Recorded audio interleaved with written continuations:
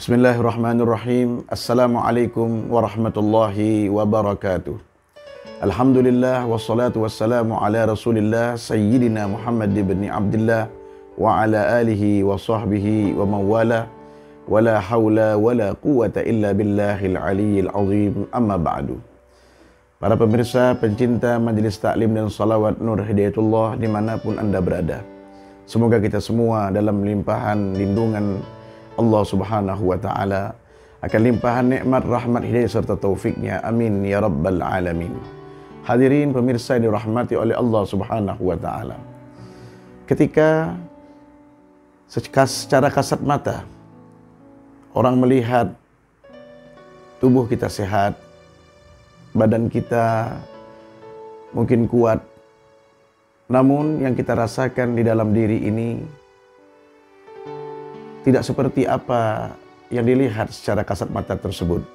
Kita merasa cemas, kita terkadang merasa sedih, dan kita kerap sekali merasa kegundahan. Ada permasalahan yang terletak di dalam batin kita yang mempengaruhi akan fisik tersebut. Berapa banyak daripada hal-hal kerohanian yang mempengaruhi daripada kondisi fisik seseorang karena kita jauh daripada zikrullah. Kita tidak mengisi daripada rohani dan batin kita dengan hal-hal yang sanggup untuk mendekatkan diri kepada Allah Subhanahu wa Ta'ala.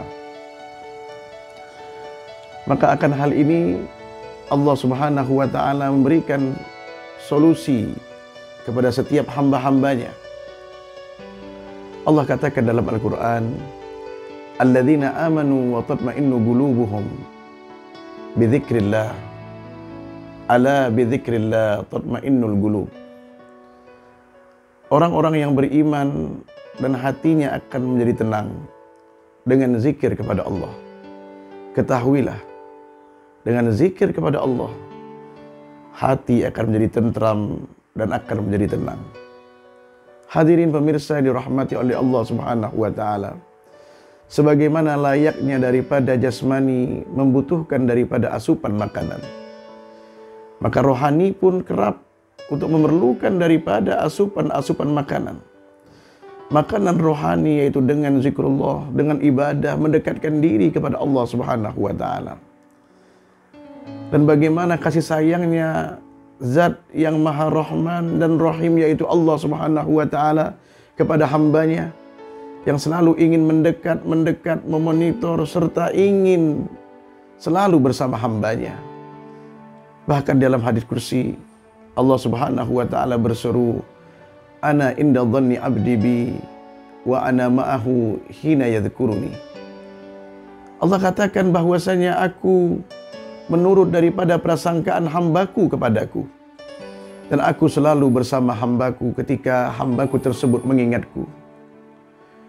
Fa in zakarani fi nafsihi zakartuhu fi nafsi, wa in zakarani fi mala'in zakartuhu fi mala'in khairi minhum.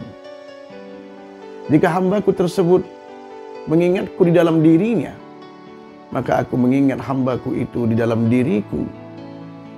Dan ketika hambaku tersebut mengingatku di suatu tempat, maka aku mengingat hambaku tersebut di suatu tempat yang jauh lebih baik di saat mereka mengingatku.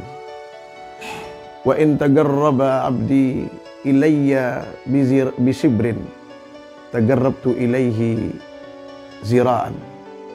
Jika hambaku mendekat kepadaku satu jengkal, maka aku mendekati hambaku tersebut sehasta.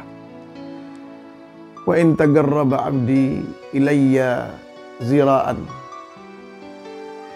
tagarrabtu ilaihi ba'an. Jika hambaku tersebut mendekat kepadaku satu hasta, maka aku mendekat kepadanya satu depak. Wa in atani yamshi ataituhu harwalatan. Jika hambaku itu datang kepadaku dengan berjalan, maka aku akan datang kepadanya dengan berlari.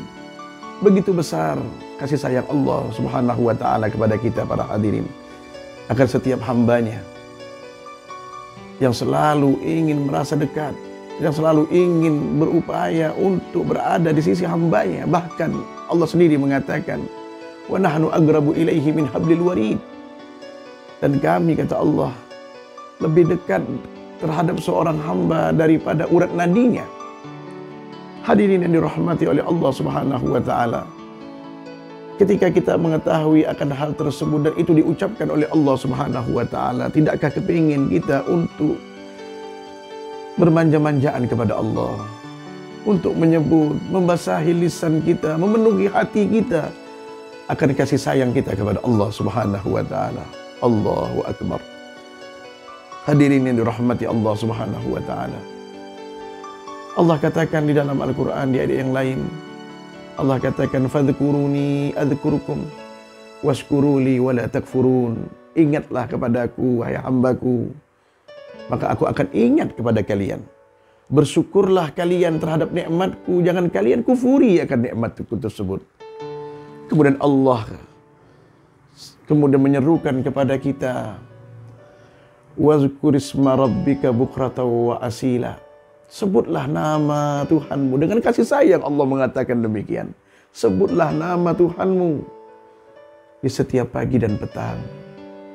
Hadirin yang dirahmati oleh Allah Subhanahu wa taala, Rasul pun mengatakan kepada kita dan berpesan, ta'arraf ilallah fil raqa ya'rifka fil dharra.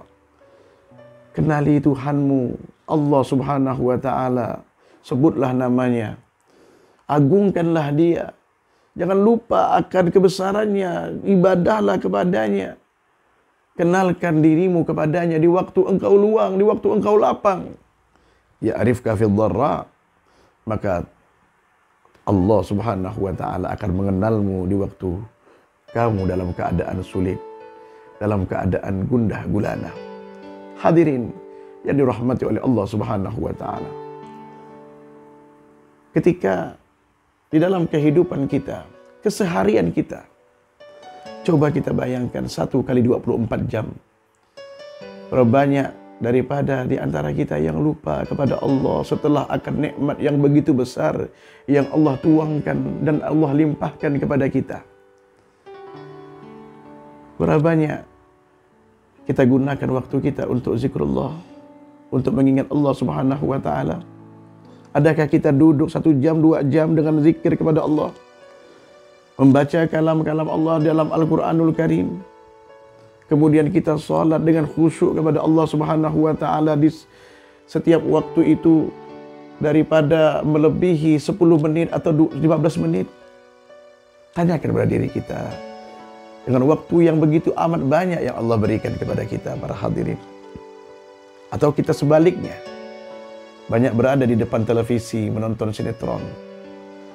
Ataukah kita banyak memandang layar HP kita dengan mengetik dengan program-program daripada medsos, entah itu Facebook, Instagram, YouTube, dan lain sebagainya, ketimbang untuk zikrullah, untuk mengingat Allah Subhanahu wa taala.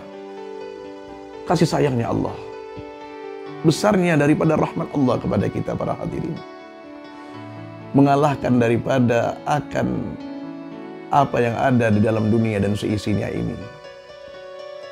Hadirin dirahmati oleh Allah Subhanahu wa taala, ada sebuah cerita dan riwayat, yaitu yang sahabat yang bernama Auf bin Malik al-Asja'i. Beliau ini datang ke rumah Rasulullah SAW dalam keadaan sedih, mengadukan akan putranya yang belum kunjung pulang di tengah malam. Setelah peperangan, dia katakan, ya Rasul, sampai detik ini putraku belum pulang dari medan perang. Dia sedih, dia menangis, dia gundah. Kemudian Rasulullah menghibur daripada sahabatnya ini dengan mengatakan, wahai sahabatku Auf bin Malik, bacalah zikir kepada Allah, la haula wa la quwata illa billahil aliyil azim, sebanyak-banyaknya di malam ini bersama istrimu. Maka niscaya Allah akan memberikan daripada jalan keluarnya. Maka dia pulang. Ketika dia pulang, ditanya, oleh sang istri yang solehah, "Wahai suamiku, adakah oleh-oleh yang diberikan oleh Rasulullah SAW untuk putra kita?" Maka Auf bin Malik mengatakan, "Iya, Rasul menyuruh kita untuk berzikir menyebut nama Allah, la haula wa la quwata illa billah." Tidak ada kekuatan, tidak ada daya dan upaya melainkan kekuatan dan daya upaya dari Allah Subhanahu wa taala. Kemudian di malam hari itu dia berzikir, mereka berdua berzikir, la haula wa la quwata illa billah, la haula wa la quwata illa billahil aliyil azim. Di tengah malam diketuklah pintu tersebut, kemudian dibuka. Ternyata sang putra yang ditunggunya hadir di depan hadapannya. Betapa bahagianya dia akan kehadiran sang putra.